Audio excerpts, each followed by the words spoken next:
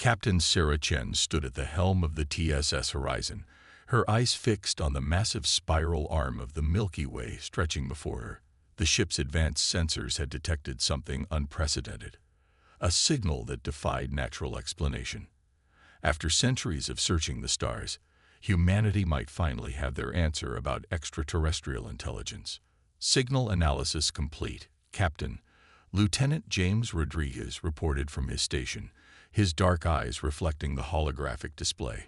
It's definitely artificial, using quantum frequencies we've only theorized about. Whatever sent this knows we've been watching. Sarah's hand tightened on the railing. 15 years of deep space exploration had prepared her for this moment, or so she thought. Location: the Carina Nebula, specifically the star system NGC 3324, Rodriguez answered. The signal appears to be an invitation. The bridge crew exchanged glances. An invitation was unexpected. Most first contact protocols assumed either silence or hostility. The quantum communications officer, Dr. Maya Patel, looked up from her station. Captain, I'm detecting a new transmission. They're sending coordinates, specific coordinates within the system. Sarah took a deep breath. Security status: all systems nominal. First Officer David Kumar reported. No signs of weapons activation or hostile intent. But Captain, the energy readings from their location are off the charts. Whatever technology they're using, it's centuries beyond ours. Sarah had made her career by trusting her instincts. Right now, those instincts were telling her this was humanity's moment. Plot a course to those coordinates. All hands to first contact stations. Let's show them humanity's ready. The Horizon's quantum drive hummed to life, folding space around them as they traveled to the designated location. When they emerged, the sight before them left the entire bridge crew speechless. A massive structure floated in space.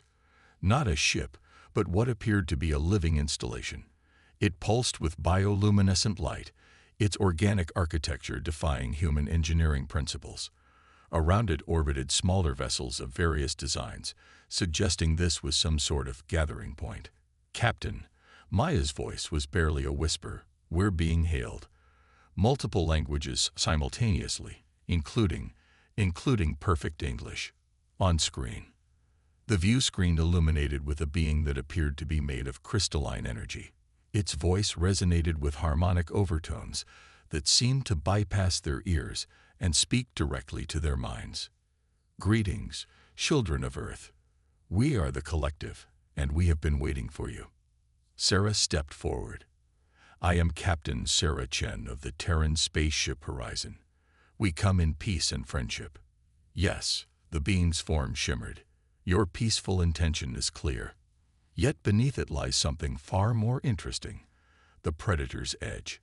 You are unique among the spacefaring races we have encountered. Sarah exchanged confused looks with her crew. Unique? In what way?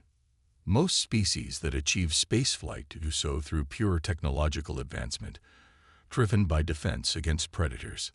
They evolve as prey species, always running, always hiding, always building better barriers. But you evolved as predators, yet learned to channel that nature into protection and exploration. The revelation hit Sarah like a physical force. Humanity had always assumed they would be the primitive newcomers to galactic society. Instead, their very nature made them special. Your curiosity, the being continued, is not that of prey seeking safe havens, but of hunters seeking understanding. Your technology did not develop from fear, but from the desire to reach, to grasp, to know. Even now, your ship's sensors are mapping our installation, analyzing potential threats while simultaneously studying its composition. No prey species would dare such boldness. First Officer Kumar stepped forward. Are we a threat to you? The crystalline being's light pulsed in what seemed like amusement. No, you are hope. The galaxy is changing, children of Earth. Ancient forces stir in the dark between stars. The peaceful races of the galaxy have forgotten how to face threats.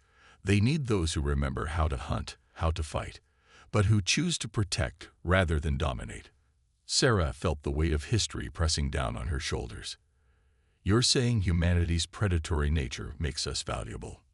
We are saying that humanity's ability to channel predatory instincts into protection makes you essential. The galaxy needs guardians who understand both the hunt and the shield, who can think like predators but act like protectors. The bridge was silent as the implications sank in. Humanity had spent centuries wondering if they were alone in the universe, only to discover they might be the universe's best hope for protection. There is much to discuss, the being concluded. The collective would like to formally invite Earth to join the galactic community, not as students, but as teachers. Will you help us remember how to face the dark? Sarah looked at her crew, seeing in their eyes the same mix of pride and responsibility she felt. Humanity had come to the stars seeking knowledge, only to find they had knowledge of their own to share. We accept, she said firmly. Earth stands ready to help protect the galaxy. The crystalline being's light brightened. Then let us begin. The hunters have finally come home to the stars. As the Horizon's crew prepared for their new role in galactic society, Sarah couldn't help but smile at the irony. Humanity had spent millennia trying to overcome their predatory nature, only to discover it might be exactly what the galaxy needed. They would be guardians, protectors, teachers, showing the peaceful races of the galaxy how to face threats without losing their souls. The stars seemed brighter somehow, as if welcoming home the children of Earth who had finally found their true purpose among them. The grand conclave of Epsilon Station hummed with the voices of 1,000 species. Ambassador Marcus Torres watched from a quiet corner as representatives from across the galaxy mingled in the vast chamber. 3 months had passed since humanity's invitation to join the galactic community, and this was their first major diplomatic gathering. Still finding the quiet spots, I see, came a melodious voice. Marcus turned to find Zyra, a Luminian delegate whose bioluminescent skin cast gentle patterns on the wall. Some habits die hard, he admitted. 20 years in special forces taught me to watch the room. And what does the predator see? Zyra asked, using the term that had become humanity's unofficial title among the stars. Marcus scanned the chamber with practiced ease. I see 12 different species who still flinch when humans walk past. 5 who deliberately seek us out, hoping to learn our ways. And 3, he paused, his instincts flickering. 3 who are watching us too carefully. Zyra's lights dimmed slightly. The Shroud Collective.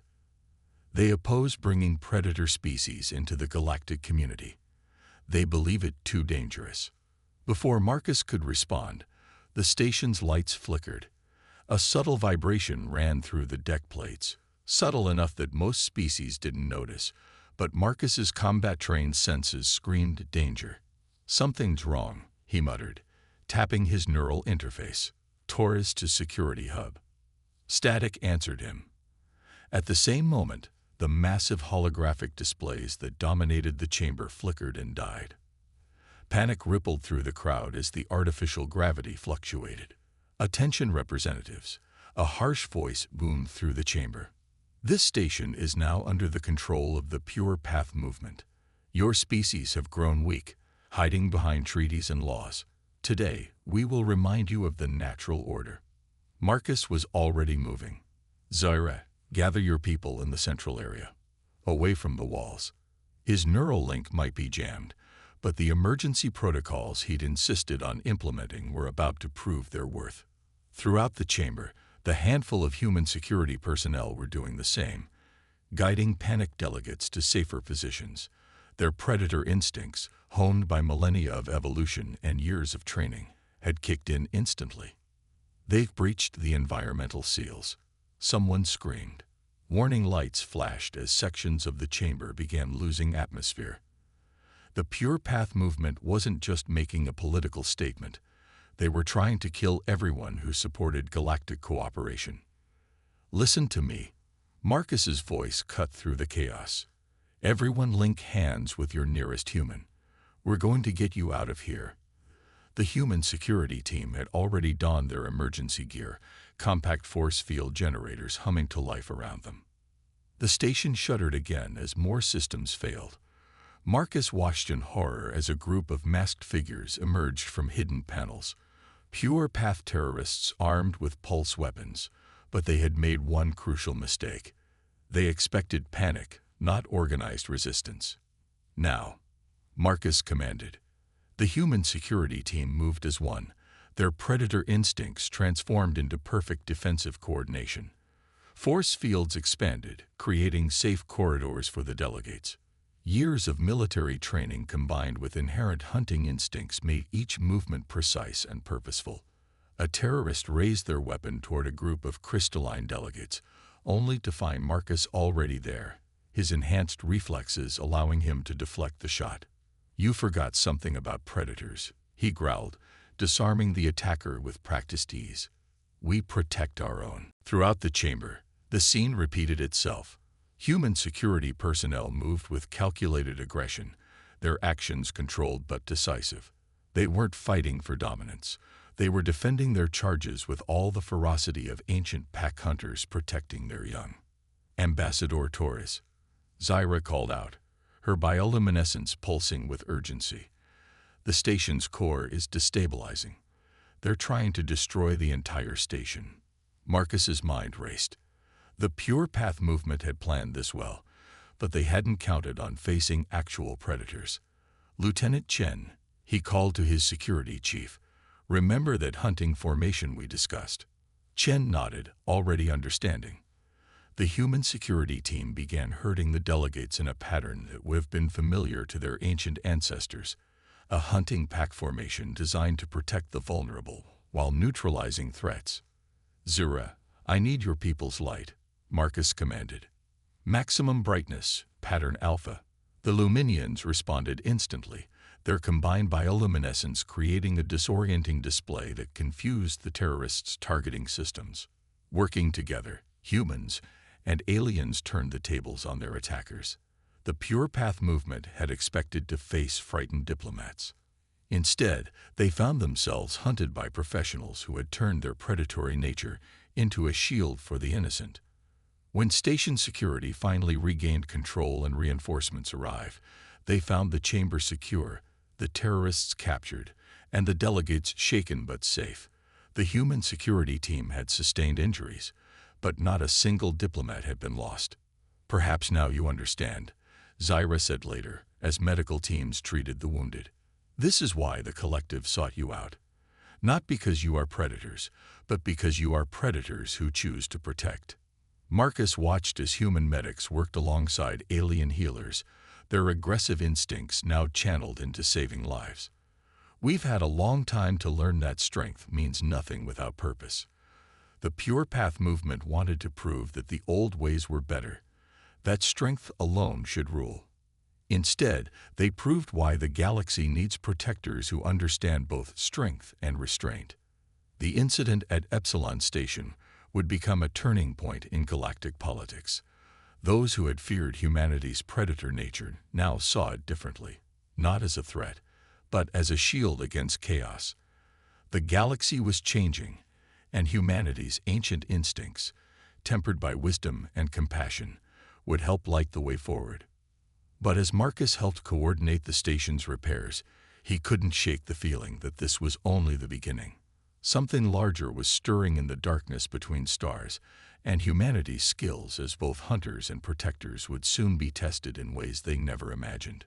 The TSS Shadowhunt drifted silently through the outer rim, its advanced stealth systems making it nearly invisible against the backdrop of space. Commander Elena Reyes stood on the bridge, studying the holographic display of yet another devastated colony. 7 settlements had gone dark in the past month, their populations vanishing without a trace. "Analysis complete," Commander reported Kuval, their Luminian science officer, his crystalline form dimming with concern. "The pattern matches the previous attacks. No signs of weapons fire, no distress signals, just empty." Elena nodded, her predator's instincts tingling. After the Epsilon Station incident, the Galactic Council had created joint task forces combining human tactical expertise with alien technical knowledge. The shadow hunt was their first deployment, hunting whatever was hunting the colonies. "Show me the overlay," she ordered. The holographic display shifted, showing all 7 attack sites. "There's something here we're missing. Something a prey species wouldn't see, but a hunter would." Dr. Senatel, their Archivian xenobiologist, stepped forward. Her species were natural information gatherers, their minds capable of processing vast amounts of data. "Commander, I believe I understand why you humans were chosen for this task. We've been analyzing this like scientists, but we should be thinking like hunters." Elena smiled. "Exactly. When my ancestors hunted on Earth, they didn't just look for their prey. They looked for signs, patterns, behavior." She gestured to the display. "These aren't random attacks. This is a hunting pattern." The bridge crew gathered around as Elena began marking points on the map. "Look here. Each attack creates a perfect blind spot for the next one. Whatever's doing this understands stealth hunting. They're using each colony's destruction to mask their approach to the next target." "By the first light," Cavol whispered, his crystalline form pulsing with realization. "We've been looking at each attack in isolation, but together they form a hunting ground," Elena finished. "And like any predator, they're getting bolder. The time between attacks is decreasing, the colony's getting larger. They're working up to something big." Lieutenant Maria Santos, their tactical officer, had been quiet until now. "Commander, if we apply Earth predator hunting patterns to this data, there's only one colony that fits the profile for their next target: Novaterra Prime." The name sent a chill through the bridge. Novaterra Prime was one of the largest mixed-species colonies in the sector, home to over 1 million beings. If it fell, how long? Elena demanded. "Based on the pattern acceleration, 48 hours at most." Elena's mind raced. They couldn't evacuate 1 million people in time, and a direct confrontation would be too risky without knowing what they were facing. They needed a hunter's solution. "Cavol, what if we turned their hunting pattern against them?" she asked. "Use their own instincts to draw them out." The Luminian's form brightened with understanding. "You want to set a trap. But, Commander, we'd need bait they couldn't resist." "The shadow hunt," Elena said firmly. "We'll make ourselves the perfect target. Something their predator instincts can't ignore. Wounded prey." The plan came together quickly.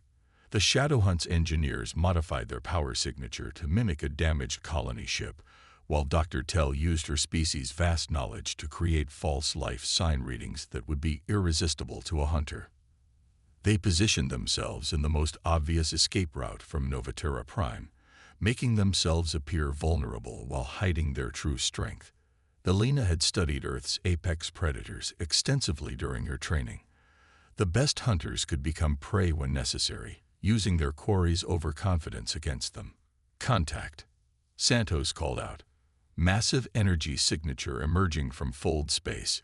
It's bigger than anything in our database." The creature that appeared defied description. It was biological but clearly engineered, a twisted amalgamation of organic and technological components. Its surface rippled with chameleonic properties that would have made it nearly invisible to standard sensors. "Now we know why there were no distress calls," Elena murmured. "It hunts like a ghost." The creature took the bait, approaching the seemingly vulnerable shadow hunt with predatory grace. Elena waited, counting the seconds, remembering every lesson about patience that hunting had taught humanity. "All stations," she whispered, "execute Operation Reversal." The trap was sprung with devastating precision. Hidden quantum mines activated, creating a cage of energy around the creature. The Shadow Hunt's damaged systems came alive, revealing weapons specifically designed to counter chameleonic properties. But the creature was ancient and cunning. It lashed out with tentacles of pure energy, trying to breach their defenses. The battle that followed was unlike anything in galactic records. 2 hunters locked in combat, each trying to outmaneuver the other. Elena felt her crew working in perfect synchronization, human instincts and alien technology combining in ways their enemy couldn't predict. When the creature tried to use stealth, They tracked it like their ancestors tracked prey through forests. When it attacked directly, they countered with tactical precision born from millennia of warfare. Energy spike. Kaval shouted. It's trying to create a fold space rupture. Not this time, Elena growled. All power to the quantum tethers. This hunt ends here. The Shadowhunt's engines screamed as they poured power into the containment field, preventing their quarry's escape. The creature fought with desperate fury, but it had never faced opponents who understood hunting as fundamentally as humanity did. When the battle finally ended, the creature was secured in a quantum containment field. Analysis would later reveal it to be a biological weapon created by a long-dead civilization, programmed to harvest populated worlds for resources. You know what impressed me most, Commander, Dr. Tell said, as they escorted their captive to a secure facility. Not the victory itself, but how you achieved it. You thought like a predator to catch a predator, yet never lost sight of your mission to protect. Elena watched as teams of human and alien scientists prepared to study the creature, hoping to prevent more like it from threatening the galaxy. That's the gift humanity brings to the stars, Doctor. We remember what it means to be hunters, but we choose what we hunt for. Today, we hunted for justice, for protection.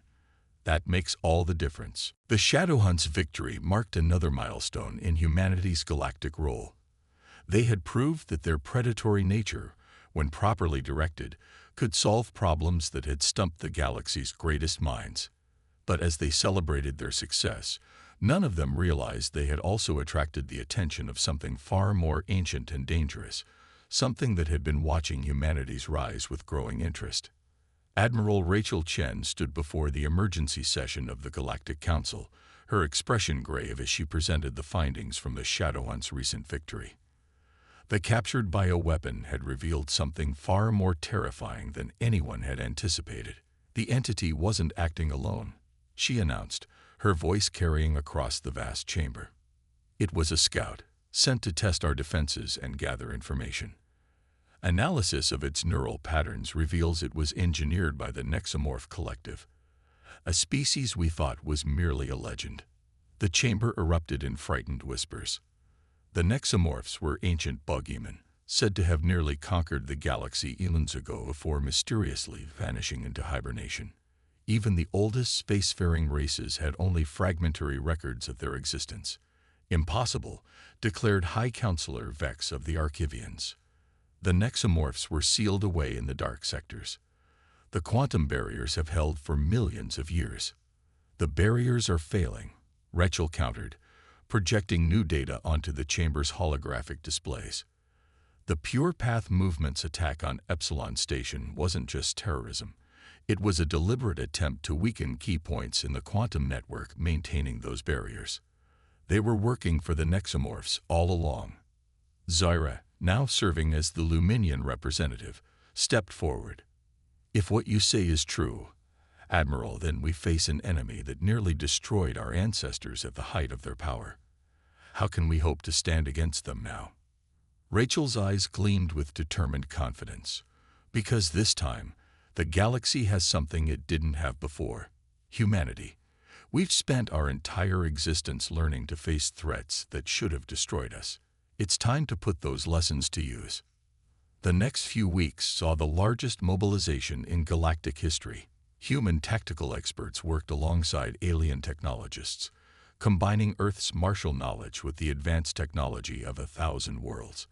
The Shadowhunt's success had proven that humanity's predatory instincts could be the key to facing this ancient threat. But the Nexomorphs struck before they were ready. The quantum barriers collapsed simultaneously across 12 sectors. Massive organic ships emerged from the dark sectors, their biomechanical forms twisting reality itself. They moved with terrifying purpose, targeting the most populous systems first. Rachel coordinated the defense from the newly commissioned TSS Prometheus, humanity's first true battleship. Status report. She barked as another world fell silent. The Nexomorphs are using some kind of psychic attack, reported Dr. Senna Tell, who had joined the Prometheus team after the Shadowhunt incident.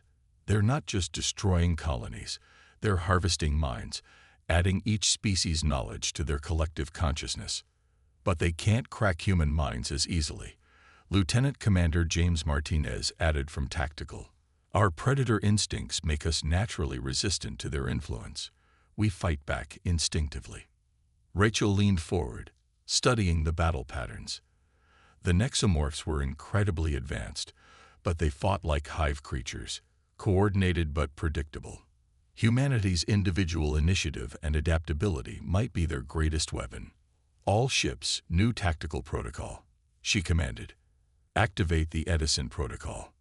Named after humanity's greatest inventors, the Edison Protocol was a revolutionary combat system that combined human intuition with AI assistance.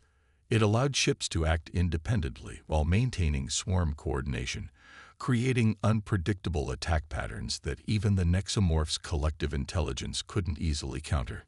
The battle that followed would be remembered for centuries.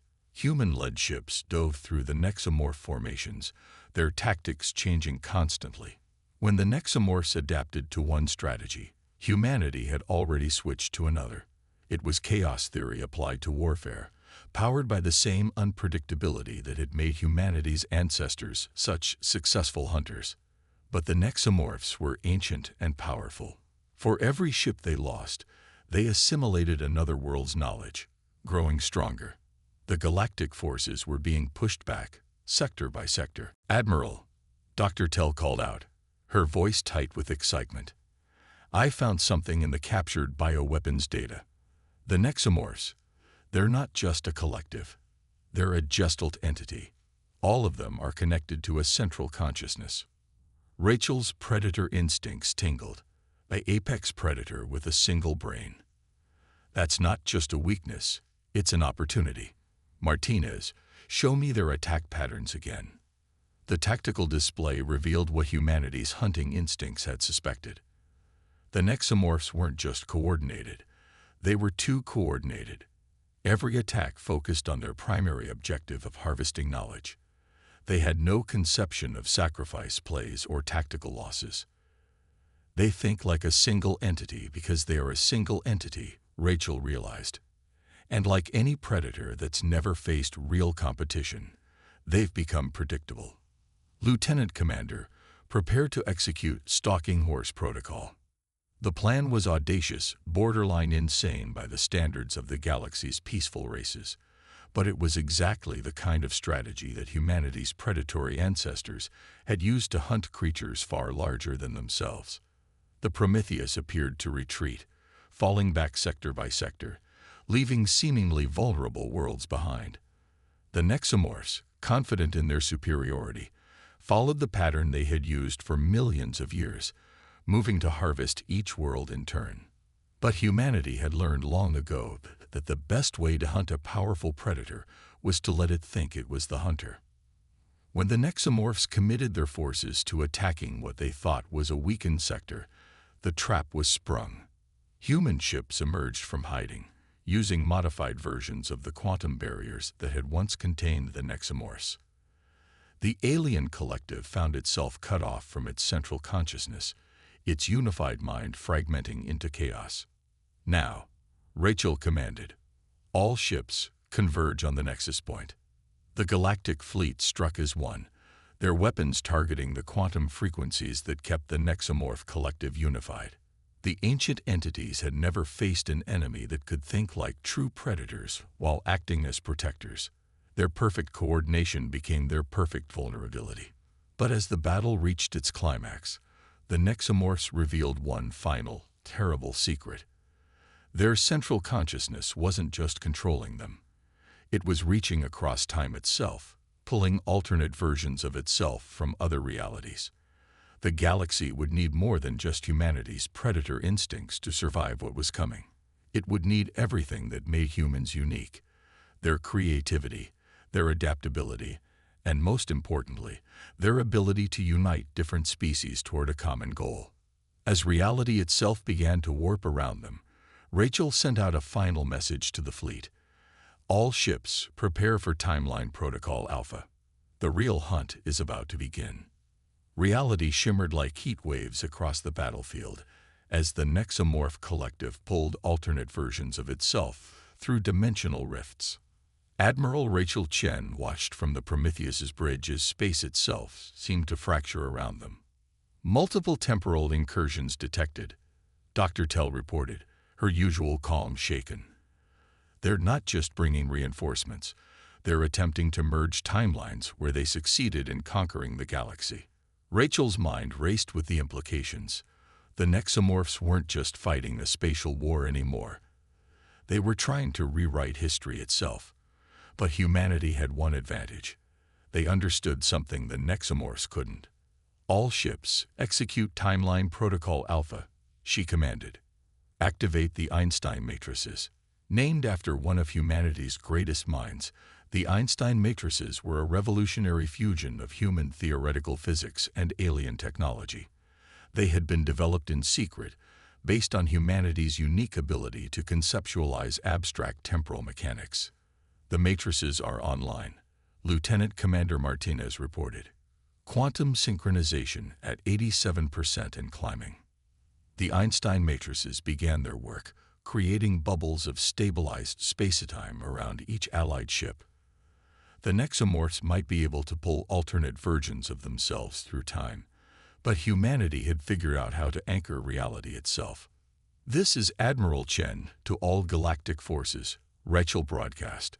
The Nexomorphs think they can win by changing history, but they've forgotten something fundamental about time and space, something humanity learned long ago as hunters. She paused, watching as the Allied fleet moved into formation around the Prometheus. The past shapes us, but it doesn't define us. What matters is the choices we make now, in this moment. And right now, we choose to stand together. The battle that followed defied conventional description. The Nexomorphs pulled version after version of themselves from different timelines, each one showing the different way they had nearly conquered the galaxy. But each time they did, the Allied fleet adapted, using humanity's predatory instincts in ways the hive mind collective couldn't predict. They're trying to consolidate their temporal variants, Dr. Tell announced.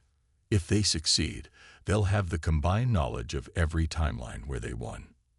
No, Rachel countered, a plan forming in her mind. They're showing us their weakness. Lieutenant Commander, analyze those temporal signatures. What do you see? Martinez studied the data, his eyes widening. They're all the same. Every timeline they're pulling from, they won the same way. By overwhelming force and unified consciousness. Exactly. Rachel's predator instincts were screaming now. They never adapted, never evolved. They're still fighting the same way they did millions of years ago, and that makes them predictable. She opened a channel to the entire fleet. All ships, new tactical protocol. We're going to give them exactly what they want. All of us, connected, thinking as one. Execute Unity protocol. The Einstein matrices hummed with power as they linked the Allied ships together, not in a hive mind like the Nexomorphs, but in a network that preserved individual initiative while allowing instantaneous coordination. It was something unique to humanity's development, the ability to work together without losing what made each individual special. The Nexomorphs, sensing what seemed like a familiar configuration, moved to absorb this new collective consciousness into their own. But they had never encountered anything like humanity's pattern of thought before. Instead of finding a unified mind they could dominate, they found themselves facing thousands of individual predator intellects working in perfect coordination while maintaining their unique perspectives. It was ordered chaos, structured unpredictability. Everything the rigid Nexomorph collective couldn't comprehend. Now, Rachel commanded, everyone, share your stories. Through the Unity Protocol, every species in the Alliance began sharing their experiences, their fears, their hopes. The Nexomorphs had expected to find weakness in this diversity, but instead they found strength they couldn't counter. They experienced the Luminians' understanding of light and shadow, the Archivians' deep connection to knowledge, and humanity's predatory instincts tempered by compassion. Each perspective multiplied the others, creating something greater than the sum of its parts. The Nexomorph Collective, faced with this explosion of diverse consciousness, began to fragment. Their temporal variants, unable to process this new type of unity, started collapsing back into their own timelines. Timeline convergence detected, Dr. Tell reported excitedly. The temporal rifts are closing. But Rachel knew they needed more than just a victory. They needed to ensure this could never happen again. All ships, focus your Einstein matrices on the primary nexomorph consciousness. Show them what it truly means to be part of a greater whole. The Allied fleet struck as one, not with weapons, but with understanding. They showed the nexomorphs what they had been missing in their quest for perfect unity. The strength that comes from difference, the power of choice, and the ability to grow beyond what you were born to be. The effect was devastating. The Nexomorph Collective, confronted with concepts it had never imagined in millions of years of existence, began to transform. Individual consciousness began to emerge within their unified mind, bringing with it something they had never known: choice. As the temporal rifts sealed and the battle ended, the galaxy witnessed something unprecedented. The Nexomorphs, ancient conquerors of 1,000 worlds, asked for peace, not as a unified collective, but as individuals choosing a new path. Months later, Rachel stood before the Galactic Council again, but this time with representatives from the transformed Nexomorph species beside her.